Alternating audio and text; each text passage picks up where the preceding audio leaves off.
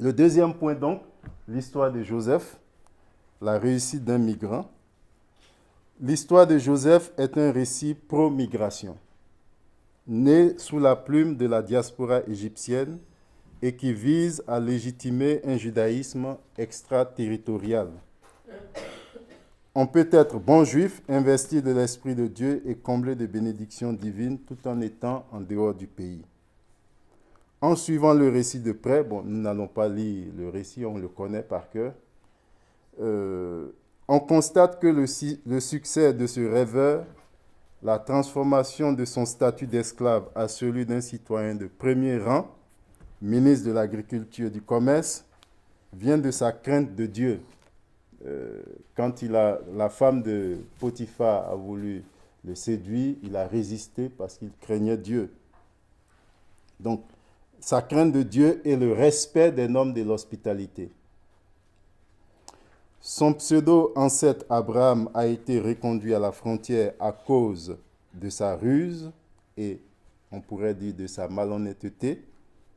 Joseph, lui, reçoit l'autorisation d'un regroupement familial parce qu'il a été honnête.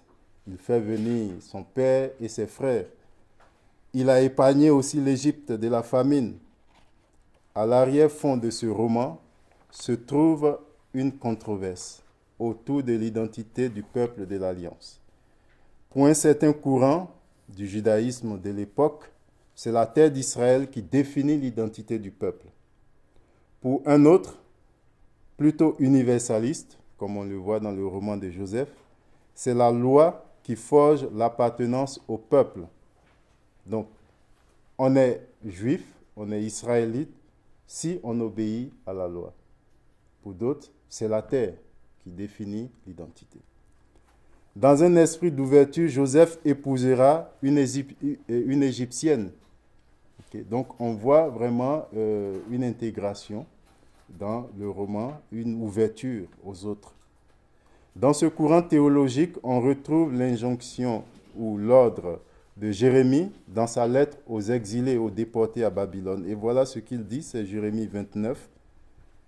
Voici la lettre que Jérémie, le prophète, envoya de Jérusalem au reste des anciens en captivité, aux sacrificateurs, aux prophètes et à tout le peuple que Nabuchodonosor avait amené en captif de Jérusalem à Babylone. Donc nous sommes autour du 6e siècle avant Jésus-Christ. Après que le roi Jéconias, la reine, les eunuques, les chefs de Juda et de Jérusalem, les charpentiers, les serruriers, furent sortis de Jérusalem. Il a remis à Éléasa, fils de Shaphan, et de Gemaria, fils de Elkia, envoyé à Babylone par Sédécias, roi de Juda, auprès de Nabuchodonosor, roi de Babylone. La lettre était ainsi conçue. Ainsi parle le Seigneur des armées, le Dieu d'Israël, à tous les captifs que j'ai amenés de Jérusalem à Babylone. Bâtissez des maisons, habitez-les.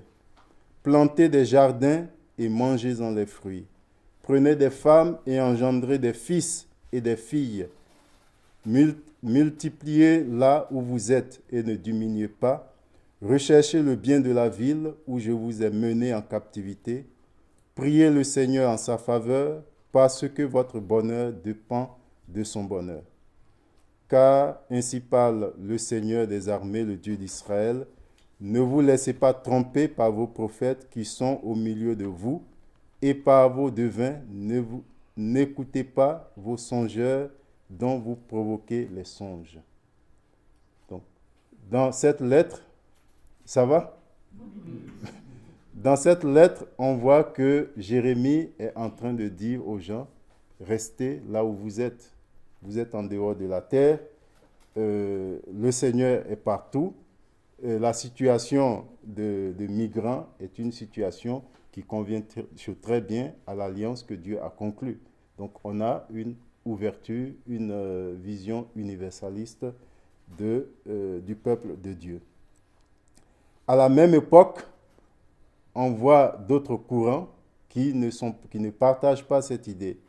Par exemple, Néhémie et Esdras ou bien Ézéchiel pensent plutôt le contraire, que le vrai peuple, c'est ceux qui sont restés sur la terre d'Israël. Et comme on le voit, le texte prône donc la mixité, l'intégration en terre d'immigration. Il demande à être aussi acteur de cohésion, prier pour la paix, prier pour le roi du lieu. C'est à ce prix donc, que l'intégration est possible. De la même manière, l'intégration des étrangers à la communauté d'Israël est à l'aune de ces principes, comme le montre le livre de Ruth, la Moabite, écrit à la même époque. C'est au nom de sa miséricorde, au nom de l'amour qu'elle a manifesté vis-à-vis de sa belle-mère Naomi, qu'elle fut intégrée dans la communauté d'Israël. Or, voilà, c'est le texte d'aujourd'hui. Or, le texte, en principe, selon la loi, selon le texte du Deutéronome 23.3, Ruth ne pouvait pas ne pouvait pas être intégrée parce que le texte dit l'Ammonite et le Moabite n'entreront point dans l'assemblée d'Israël, même à la 10e génération et à perpétuité. Donc, le texte de Ruth et de Jérémie et autres, comme le roman de Joseph, apparaissent comme des écrits subversifs qui vont contre même des lois de la Torah, qui sont des lois d'exclusion, de rejet de l'étranger ou bien du migrant. L'histoire de Ruth comme celle de Joseph sont la trace d'un courant théologique subversif faisant une propagande de la migration et affirmant très haut que Dieu est partout. Même si la rédaction finale du Pentateuque conserve cette théologie, donc on voit qu'il y a plusieurs théologies dans la Bible. Hein. Ce sont des théologies en dialogue. Et il n'y a pas eu de censure. Il y a un équilibre qui est maintenu parce qu'on voit que si on regarde le Pentateuque dans son ensemble, la promesse de la terre forme un encadrement. En Genèse 12, on a la promesse de la terre à Abraham et à la fin du Deutéronome, donc à la clôture du Pentateuque, on a Dieu qui revient sur cette promesse lorsqu'il dit à Moïse, c'est là le pays que j'ai juré de donner à Abraham, à Isaac et Jacob en disant, je le donnerai à ta postérité, je te l'ai fait voir de tes yeux, mais tu n'y entreras point. Donc, l'idéologie de la terre n'est pas exclue, mais on voit qu'à l'intérieur de ce cadre, on a d'autres courants théologiques qui disent que le judaïsme est possible en dehors de la terre, que les étrangers ont leur place en Israël, que Israël, les Israélites, les Judéens, les Juifs peuvent être bons Juifs en dehors du territoire. Donc une vision universaliste dans un cadre formé par le don du pays.